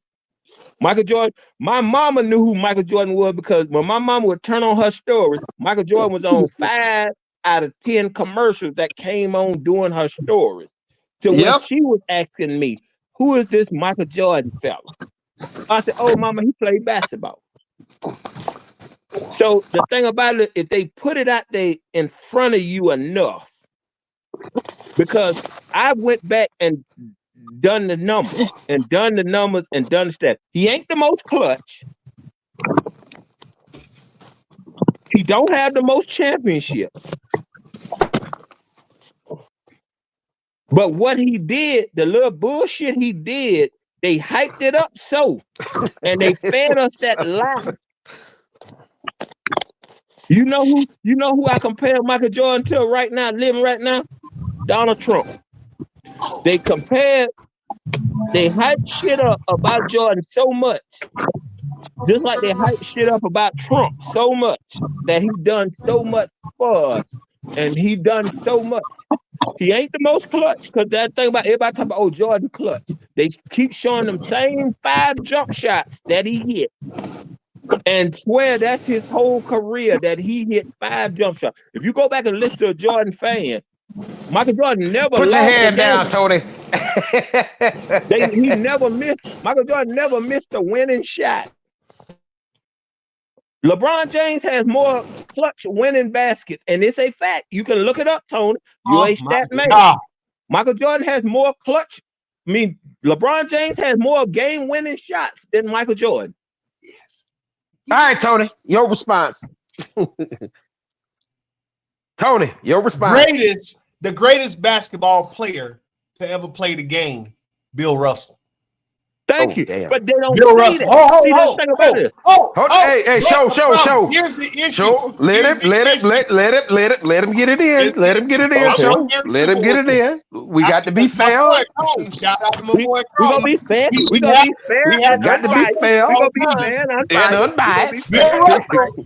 Go ahead, Tony. Right? But see, Bill Russell, I wasn't there to see Bill Russell. Ain't much film on Bill Russell like that. It wasn't even NBA wasn't like that at the time. So, yeah, the greatest basketball player, greater than all, number one who should be on Mount Rushmore of NBA, Bill Russell. So I got to say, and I ain't got nothing to do with that. I can't agree. I think number one would be Wilt Smith. You are not about to say anybody else but Bill Russell. Wilt Chamberlain will be. You are not about to say nobody else name but Bill Russell. Look, how you gonna tell me who I'm say? Compare the numbers, Tony. Compare the numbers. No. Yeah, we live in a number society. Compare the numbers. Man, you better go ahead, man. Compare the numbers, Tony. You better go ahead. Bill Russell versus Wilt Chamberlain. Yes, right. Yes. Wilt Chamberlain led every category. Tim Duncan was better than Wilt Chamberlain, but Okay. Tim Duncan was better than Wilt Chamberlain. Here go one right here, Tony. And I heard Bill you say- Russell. Okay. Yeah, Bill Russell was great, but you brought up the point. We wasn't there to see it. Oh, we wasn't there. Okay. The thing about it is, I wasn't there to see my daddy fuck my mama, but my mama told me who my daddy was. So just because I didn't see it, that don't mean what I saw. Thank you. Greatest basketball player to ever play the game. That's your opinion. And I'll give you That's Russell. your opinion. I'll give you Russell. In my eyes, Russell. It is Russell because the man got 11 goddamn rings. Thank you. He got 10. He got 10 as a player and 1 as a player coach. Thank you. But he didn't do it. He didn't do it by himself. Nobody has done it by himself. But they act like Tony. They act like Jordan done it. Okay, you know Jordan ain't never done it by himself. They I'm talk about now, Tony. You the realist. It's Batman and Robin. Tony, you the realist. You the realist. You the realist. I give you that. And you said, but a lot of Jordan fans think, okay, because he had Steve Kerr. What's the other little short dude? Paxton. He had and it was a little black dude. Craig Hodges. All them hit game-winning shots. Yes. When in finals to win the game. But the thing about it is, nobody brings that up about Jordan. But they all about LeBron. They bring up Ray Allen's shot in the corner. They will tell you if it wasn't for Ray Allen, they wouldn't have beat the Spurs. That shot Ray Allen hit the corner. Why were they hitting those shots? Because Jordan commanded just like LeBron, he commands the attention. But no, when he but gets Tony, the ball in his hand, he commands the attention. The point I'm trying to make to you, Tony, is because LeBron commanded so much, he threw it to Ray Allen, or they threw it to Ray Allen. Ray hit.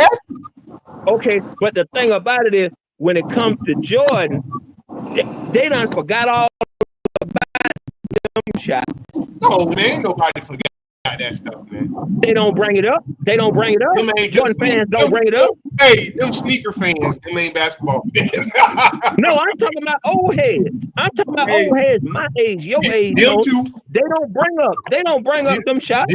They bring up, because I don't argue with the young bucks. I don't argue. If you never seen Jordan play, you can't I can just go by stats with Russell. I ain't never seen Russell play. So when an old head come in and tell me Russell, I can't argue with him because I never seen Russell play. I never seen Wilt play.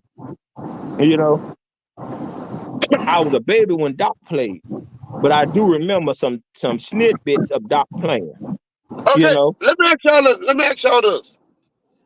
Magic we'll Johnson wouldn't be good if he didn't have the all-star team he kept around him. Huh? Listen, What would Magic Johnson had been if he didn't have? Well, Magic Johnson ain't had nothing but all-stars around him. What he would have been? yeah. Huh? Yeah. What Bird had nothing but all-stars around him. Bird ain't Bird had no sorry-ass team around guys around him. Bird had 4 Hall of Famers. Thank you.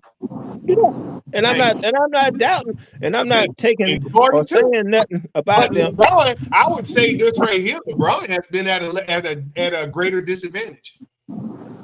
He has been. Kyrie But hey, Irving- you know who was at the Kyrie- greatest? You know who was at the greatest disadvantage? Who? And the thing about it is, besides Dennis Rodman, how many of them two world championships the Pistons won that besides Isaiah Thomas that anybody would say is a all-time great? Now Rodman goes down because of later on in his career what he did, but name somebody. Rodman was the sixth man of the team. No, Rodman was the sixth man of the team. No, Rodman's career really took off late on in it. His Detroit days, he was good, but he was a young buck then. He really didn't But he won the sixth man of the year at Detroit.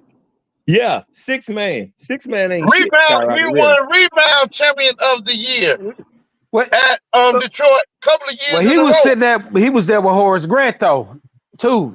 You know what I'm saying? So no, he wasn't there with Horace Grant. Or this was after Horace Grant. Horace went to Orlando. That's why Jordan went and got Rodman. Because when when Jordan came back after playing baseball, and Horace was in Orlando, and he said, we got to go get somebody to do the dirty work. He still has got it, but Horace was gone. It wasn't nobody to do the dirty work that Horace Grant was that utility man. He was that utility man. That's why he told Phil Jackson, go get Dennis Rodman. I'll handle Dennis. Yeah, he said, I'll handle Dennis. Oh, how many titles Rodman got? Did he get a title with the Spurs? He got 4. No, he didn't. No. He didn't get a title with the Spurs? No, he left the Spurs. Think about it now.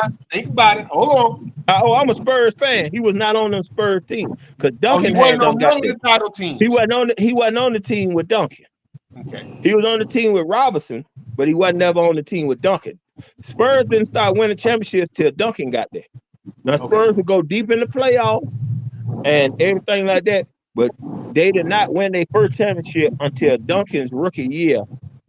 And Duncan said it himself, I got this one, we got this for the album. People overlook that man because he's quiet. Yeah. I think he's one of the greatest basketball players too. Yeah. Tim Duncan? Hell yeah. Yeah. I give Tim Duncan. I'm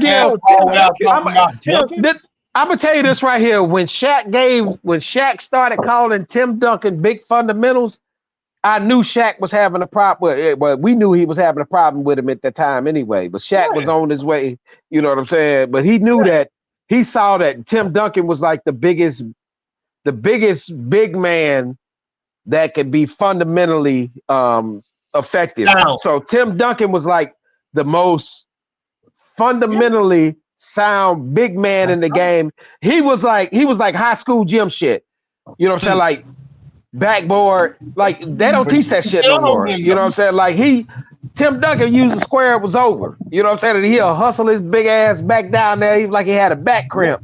But Tim Duncan was always, you know what I'm saying? He knew to keep the ball high at times. You know, he knew, you know what I'm saying? He was on that one-on-one. If he was on a one-on-one ISO, you know, not even deep in the paint, you know what I'm saying? You talking 13, 15 feet outside the paint. He knew he had that. If he had that angle on the glass shot, he was taking it. You know, Tim Duncan was, you know, I bought my first bomber because I went in the Air Force at the time. I went in the Air Force, and, you know, Air Force is right there in San Antonio where we go for basic training and shit like that. And I felt, you know, and they were running, you know, so they were running. So, and that's when they had, you know, the Admiral and Duncan, and, you know, and he solidified himself in the league. So I would say, so honestly, you know, in the whole, some of the best players, I would have to put fundamentally, even for Shaq, because I give a lot of respect, you know, saying to Shaq, for him to call the man big fundamentals, and for Tim Duncan to be as impressive as he was, and to get, you know, what they get. What, 2-3 rings at San Antonio? Five with the Admiral and Tim Duncan? No, the Admiral got 2. Duncan got 3 more. No, the Admiral got 2. 2? Yeah, so okay, he got 2. So you know, I Duncan won 3 more after the Admiral left. But again, Duncan didn't do it by himself. He had a bunch. He did not do it by. No, he did not do it by himself. But he was the leader. He was the leader. He was the leader of them doing it. Yeah. And but I gotta say that he's one of those guys that should be in the conversation too. If it wasn't for Ray Duncan Allen, should be in the conversation. Jumper in the Hell yeah. He should be in the conversation as far as yes, sir. Yeah, some of the best players that. You know, no doubt. Tim Duncan is my number 2. All time. And when the last time y'all heard anything from Tim Duncan? That man ain't it. That man did his shit. He stood up on his platform where he was during his time, retired, and then you don't even hear nothing from him. You don't see him on Facebook. You don't see him on none of the social media stuff. He was an assistant coach with San Antonio. Shoot, they got this shit. He probably get best big man coach out there. If he out there, I give it to him. Because ain't nobody doing it like him. I love him to coach women. You know why you love a player like that? The professionalism. He never stepped out of bounds with it.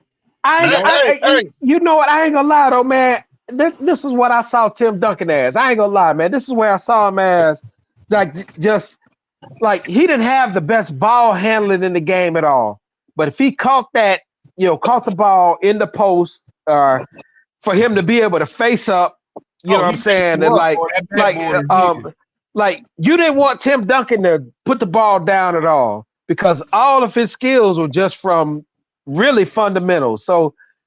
You know what I'm saying? Like fundamentally sound basketball, and for like even Shaq being the way that he is, they call him big fundamentals because we didn't call him big fundamentals until Shaq started calling them big fundamentals. You know what I'm saying? So Shaq was the guy that said, all right, well, that's big fundamentals because he gave Shaq hell. You know what I'm saying?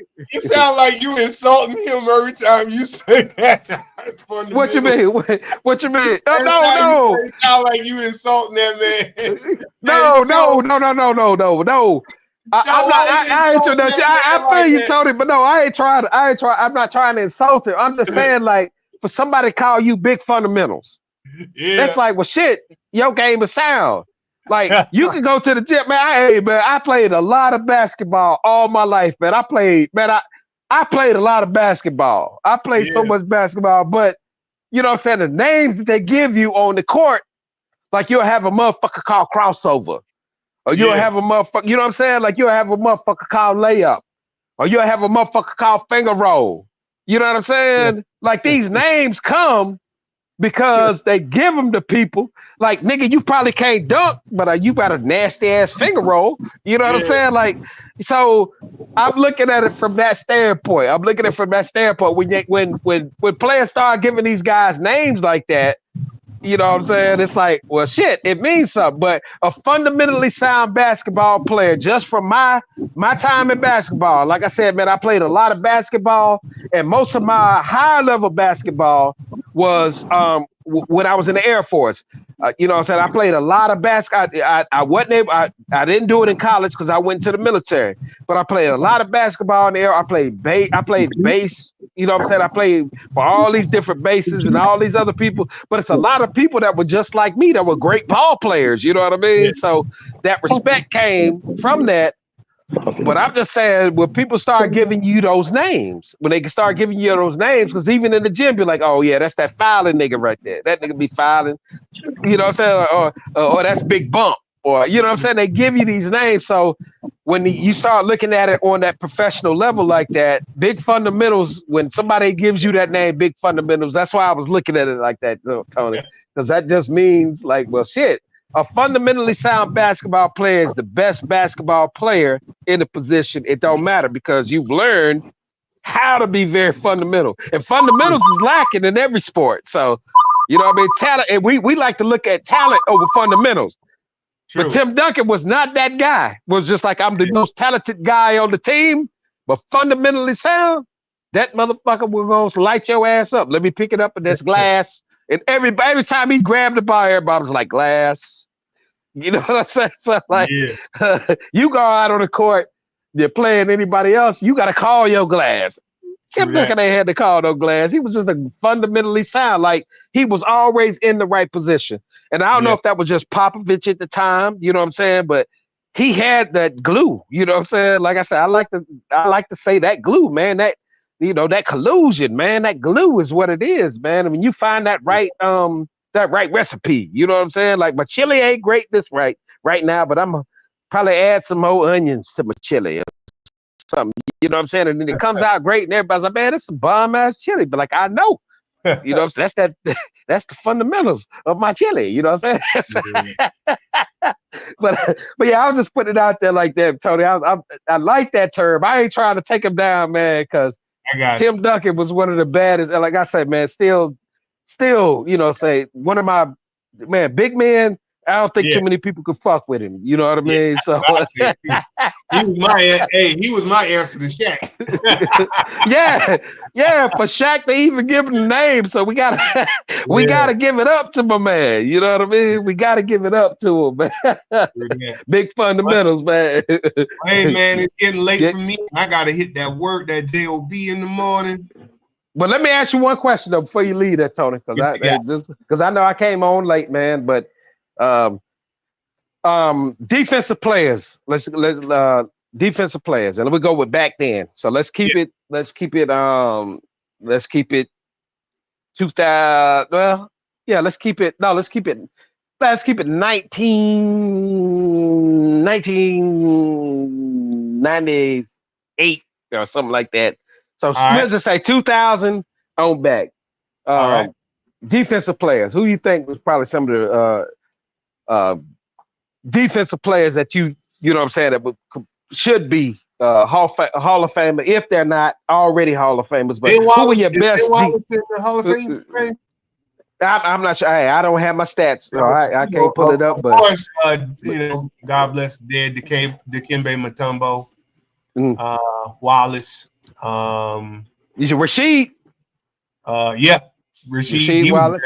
He was good. Yeah. Ben Wallace too. Yeah, he was good. Defense. So many. What do you think, Garrett? What do you think about Garrett Payton? At Seattle Supersonics, man. The glove shit out of you. He harassed you. You know. Yeah. You talk about people who really harassed you with the ball. Man, any of them boys off of the Spurs, man, I'm telling you, they was all over you like white on rice. That was a good team. I mean, I ain't gonna lie, defense wise, they had some great squads. And man, that's a lot defense, man. I mean, even you think about New York Knicks teams back then. Yeah. Oh yeah. Yeah. About them, just as Patrick Ewing and all those guys. That whole team was a defense monster. Yeah. Then some of it. I mean, Boston. When Garnett them was playing, Garnett was a pretty good defensive player. Now he was a great defensive player also. Now, probably not. He probably ain't in the top 25 of stats, but Well, let me ask you to this day. Now let's come up here now. Let's see Who you think the best defensive player? Who you think got the best? Who you think got the most defensive prowess in the game right now? That we're looking at. You know what I'm saying? Like, who you think is probably one of the better defensive players? You know what I'm saying? And the only reason I'm asking it, Tony, is just because I know back then your job was, and I know today they need you to do this too. You know what I'm saying? So I need not just your defensive prowess, I need your rebounding, and I need you to score 4 points a game, 5 points a game. You know what I mean? When I put you in. And that's all I'm asking from you. You know what I mean? So the game has escalated, gotten to that point where they need more from their players. His name? I'm a boy in Miami. What's his name? Amutu or Obutu? Odero? What that boy name is? He said Amutu.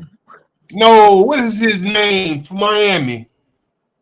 Shit, I'm gonna have to look him up. Cause he give you points and he got great defense. Hell, he probably one of the reasons why they made it as far as they did 2 years ago. They made it into the finals.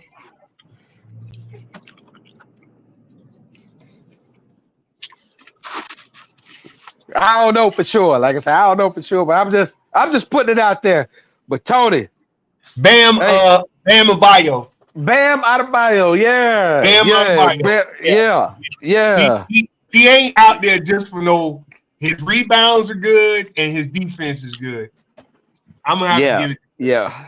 He ain't no offensive juggernaut, but he give you points. He's solid. He's fucking solid. Yeah. I got you. I roll with you. I roll with you over there. He probably one of my best ones out there. I got you. Well, I roll with you. Whatever happened to Taco Falls? Well, Taco Falls, too tall, too lanky, can't get down the court. Same thing that happened to right here in Houston. What's his name? That used to be here, man, but 6 or 8 years ago.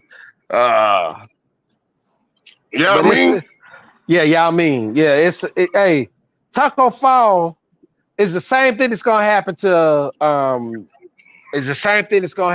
boy Wemby in San Antonio. I'm sorry to say it, but I'm just telling y'all that now. The big, tall, skinny players like that, they more legs than they are strength. It's just what it is. They're more legs than they are anything else. So, you know what I mean? It's cool to be a great high jumper. You know what I'm saying? But in this league, when it comes to the NBA, they're going to beat you down and they're going to find a way to play you to where you can't get to your strength, especially when you're that tall. You're not going to make them look stupid forever. The NBA will adjust because they've got some of the greatest players on the planet. Just like in that movie, like you want, I forgot what it was. You want speed, then you got to go over here and look at the football players. It was with Adam Sandler. I forgot the name of the movie, but anyway, he was in jail. Longest Yard. Yeah, so it's the truth. But he's just Taco Fall was just kind of like any other man. Anytime you get one of these big players that come out there, these big tall players out there, I don't care who they are. Honestly, I don't care who they are. I don't care how tall they are. You can get a 10-foot player out there. They're not going to be able to keep up the pace of the game for that long. It's not just the games we see on TV, but it's practices and everything in between. They'll be hurt by playing a scrimmage game with a regular team or against the red, you know what I'm saying, the red shirt squad, than they will playing actually in the NBA. So, their routine has got to be their routine, and they're just not. The taller you are, the more brittle you are. That's just. I'm sorry, this is what it is. You can kick a house down from the roots. You don't start. You got a house that's sitting on stilts. You take it down from the roots. You don't take that down from the top You take it down from the roots, and that's what they are. They're not rooted. They're not rooted. So I'm not a big, tall guy kind of guy. That's why they don't have a lot of these guys in there, these 8-foot guys. And you can go to like Serbia, they got plenty of them motherfuckers. You know what I'm saying? You go to Serbia, you go overseas, they got plenty of them 8-foot guys. And they can play ball, but you just don't have the athleticism when it comes to these younger, quicker Tigers. You just don't have it. So you gotta take it for what it is. Well, not in this. These guys are too athletic and they can jump over your ass, even though you stand 10 foot. You know what I'm saying? Ja Morant will dunk over your ass. You know what I'm saying? So it's just kind of one of those things, man. But that's all I got on that. Guys, So if you had to put a number on the number of years he'll last, Wemby, how many you say? Wemby probably got 3 years. 3? He probably got 3 years. He probably got 3 years. 12. Well, no. Well, Tony, the way I look at it though, man, we could say 7 years. I mean, you can extend somebody's NBA career as long as you want, because some people have butt hurts, and then my ass cheek is fucked up. You know what I'm saying? when really you got a torn meniscus. You know what I'm saying? And your knee fucked up, and you already know that's 6 months. You know what I'm saying? So it's the same way they do it in football. You know what I'm saying?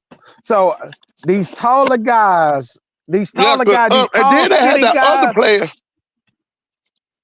Listen, real quick. They had other player that played at UCF. He was real tall. He was the one that was in the pictures with Shaq and Bill Russell at NBA All-Star Weekend. Mm-hmm. Whatever happened to him? I'm gonna tell you, they already know. These guys are threads, man. They just threads. They to me, like, this is just to me, and I'm gonna speak my opinion because it's mine. Shit. But hey, man, you got 2 on. There you go. All right, so I'm gonna speak my opinion on the shit. I'm gonna speak my opinion on it just because I don't think that a lot of these guys they find in this, like, you can go to Africa and you can find all these tall guys and they, you know what I'm saying? They watch movies about these guys and shit like that, but they're not built. They're not built to be able to withstand the rig. Like we talking about the air from Jordan. You know what I'm saying? Seeing some of the most active basketball players on the planet to now, these guys are super active. These guys don't stop running. It's like, you know what I'm saying? You don't train for 3 rounds in a boxing match. You train for 10 or 12. You train for that. And these guys are training for 10 or 12, but these guys are coming from overseas. They look good on the jump shots and in their post moves. When that shit fails, what do you got when you tired? When your bones can't even take it no more. But these guys are more susceptible to injuries. And we don't want to accept that. If I'm on the coaching staff, I don't want to accept that. Because I can find somebody I can get a 7'5" dude. I can get a 7'5" dude that's here now and then be like, you know what? I got a 6'8" dude that can do the same thing. That's even more versatile than you. And can put up some points on the board. I don't just need your shot blocking because I got 6'2" dudes that can jump over the whole backboard. Damn roof, yeah. I got my whole team can like just clear the whole fucking backboard. So I'm not worried about that. So I need you to be strong in the paint. I need that physical body like a Shaq body or something like that. See, that's not in the game anymore. So these tall guys that's coming in the game they're just there to be tall. You got nobody worried about shot blocking. You got to remember that Shaq actually caused the rules to be changed in how the paint is guarded. You know, Shaq. There's a reason why they changed the rules. He's just too dominant. He's just too dominant. Yeah, he's too dominant. So you changed the rules so it couldn't be that way. Yeah, and you can't. These tall guys are nothing. These tall guys are nothing more than tall guys. We've played basketball against tall guys. I can get to my spot when I need to. Yeah. If I'm a lot shorter than him, I can get to my spot. Especially if I can bring you out of that paint. If I get you out of that paint, I'm gonna cook your ass. Yeah. I'm getting ready to cook you because you don't have the fundamentals. Hey, let's be honest now. Your ass too old to be cooking now. Yeah, you right. Hey, not on my grill. Not on my grill. Not on my grill. Let him cook. But I mean, but back in my day, Tony. I just gave you a full pork yesterday. Shit. See, we still cooking, dog. And but I can cook in my thoughts too, man. I'm tired of cooking my head, man. I'm a cook in my head. I love y'all, man. You know. Yes, sir. All ups to y'all, man. Very, very. You know, I'm praying for you, man. And no doubt, brother. I appreciate you, man. Day, you know, Demon love you, brothers, and we do this again. Demon, take me on out of here. What now? I say you can take me on out of here. No, we need to go ahead and close out. Let's close out. All right, let's close it out, man. Yeah. Go ahead and close it out, Tony. I said my man. I'm having a little thing in my family. I do ask for y'all to pray for my cousin down in Charleston, Preston Chavis. They don't give him a fighting chance to make it through the night. So I'll tell my family I love them, and I'm praying, and I'm praying, for his mother, who's suffering the most, because that's not what you want to see. No mother wants to see their child go. We all go through this stuff, but we got to put this thing in the hands of God, and we keep praying about it, and we're gonna keep strong. That's what we do. That's what we do. Yeah, we built. Well, if you want to ride down there, I'll just come on and get you. We'll ride on down. Got you, bro. I appreciate you. I give it that boy there is a rider. He'll ride. He'll ride now. He'll ride. He'll ride. We know what it was when we had to go through what we went through with Richard. So yeah. Oh yeah. Yeah. So, I mean, if you want to ride, just let me know. I'll jump back in the truck and we'll ride on down. They got gas in it, so yeah. we'll ride on. So right, go ahead, man. Hey, I know I got on a little late tonight. I get on depending on how I feel. Sometimes I don't feel like getting on, but I like to talk to the brothers, man. I appreciate you guys, man, because we all like-minded from the same area, man. Love you guys. Been knowing you guys for years, and that kind of makes it a lot easier on me, man, to try to get through my situation I'm going on, man. I appreciate you guys, and hey, when I'm down there, man, let's hook up, let's talk, man, because we got to look out for families, we got to look out for each other, and that's what we do, because that's what we've been taught to do, and we won't stray from that at all. So, man, I appreciate you guys, man. Thank y'all for having me on, because I know I've been more of a guest than anything else, man. I appreciate you guys having me on, man, and then love you guys, and then I'll talk to y'all, later on. And I'll let y'all know my situation as it keeps progressing. I appreciate that, man. Well, with that being said, one key thing I have to say, it was a good conversation today. Remember, fellas, we are here to help each other, help encourage each other. Whenever the chips look down, we can help build them back up. That's why we here. That's why we have this community. That's why we have this format. So if anybody's on here looking or going through something, you need somebody to talk to, we are that show that you can look on, you can talk to. If you just need to lean your head on to the side a little bit. See, I had to lean my whole body. I can lean my neck now, though. Listen. So here, remember we do this every week. We're back in 6 days, 22 hours. We went 2 hours today. We know we normally do an hour, but the talk was good. The conversation was good. So we just let it roll. With that being said, we thank you for tuning in, and we'll see y'all at the next one. Peace. Peace out. Love y'all.